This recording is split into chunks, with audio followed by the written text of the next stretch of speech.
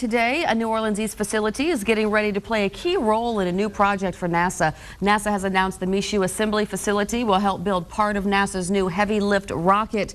Congress must still approve the rocket project, which carries a price tag of about $35 billion. Michoud has been looking for a new space mission since the shuttle program ended. And joining me right now here in the WDSU studio is the senator who was instrumental in helping to get this project right here in Louisiana. Senator David Vitter saw the project design and urged NASA to choose Michoud as the site for construction. He's live here with us to talk all about it and his plans to get it here. You know, Senator, this is a major deal. Oh, this is big, and this continues a great tradition for NASA and for Michoud in Louisiana. You know, first generation activity was the Saturn V rocket. We built that at Michoud, got us to the moon and safely back. Second generation was the space shuttle, and we built all those external fuel tanks at Michoud. This is new third generation activity, and it will be just as big and just significant over time. Hundreds, hopefully thousands of really good jobs staying here.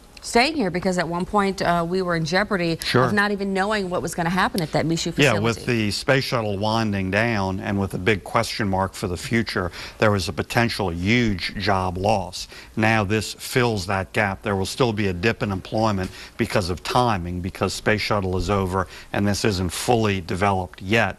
But that's a timing issue, and we're trying to close that gap. But those jobs will come here. What did you have to do to get it here? Was that a big fight on your hands? Well, you know, first of all, it wasn't just me. It was our entire delegation working with the state, working with private sector partners. Secondly, what we mostly had to do was point out what a real national treasure Michoud is. It is an unbelievable facility in terms of size and scope and capability.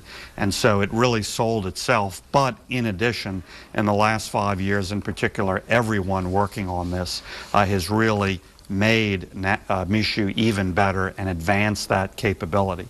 We've also been bringing private sector jobs here, and that'll continue even with this NASA activity. In fact, the NASA activity will be an attractive anchor that should help bring even more private sector jobs onto the campus at Michoud, because there is the room and capability to do both at the same time. Wow, very, very nice work there. And you know, at the end of the day, you have to ask the question, had this project not gone through, what would happen to that Michoud facility? Oh, it would have shuttered largely. It would have shut down. I mean, we would have still tried to get private sector industry there, but we need this big NASA anchor, just like a big shopping mall usually has a big anchor store or several. You need that anchor to help attract those other activities, and so we should be able to do that now very effectively. Okay, Senator Vitter, let's switch gears for a moment.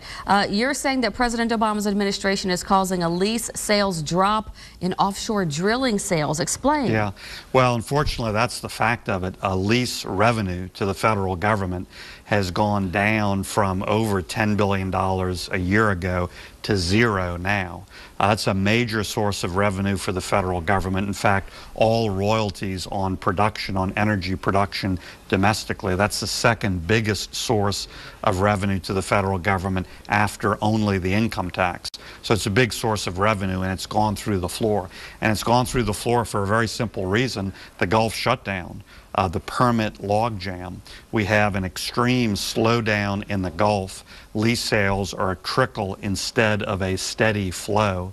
It's probably about 60% down since before the formal moratorium. The line of people waiting in line for permits is 90% longer than it used to be. And that's the fundamental problem. That's what we need to change. Okay, and before we go, of course, we want to check in with you and get your reaction, of course, to the former Archbishop Philip Hannon's death. You issued a statement, and it touched you greatly. Yeah, absolutely. You know, I grew up in New Orleans, and Philip Hannon was a legend here. He was such a leading figure all through my childhood and young adulthood. You know, he was more significant to our community than basically any mayor or governor or anyone else I can think of. And he was a genuinely good, honest person and a great leader. I got to know him personally much later in life, in adulthood, and that was a great honor for me. I say 98 years old. Wow, what a life. Yeah, absolutely. What a life, and he accomplished so much. And when you look at the specifics of his life, from being a paratrooper That's right. in World War II to knowing the Kennedys very intimately to being such a leader for the greater New Orleans area for Louisiana, it was quite a magnificent life. It was great. Oh, nice to know him. It was an honor. Yeah.